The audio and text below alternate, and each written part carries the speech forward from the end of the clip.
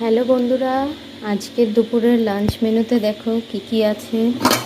এখানে রয়েছে প্রথমেই গরম গরম ধোয়া ওঠা ভাত, এই যে, আর রয়েছে আমার ছেলের জন্য যে ডিম সেদ্ধ।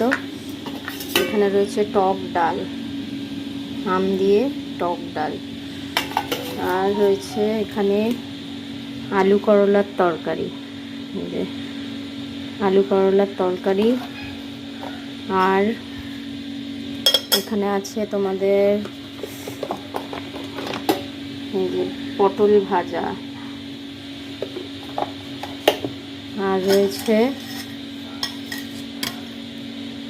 পেঁপে আলু সয়াবিন দিয়ে তরকারি, আর করেছি এখানে এই যে আমের চাটনি। এই হচ্ছে আজকের দুপুরের লাঞ্চ মেনু।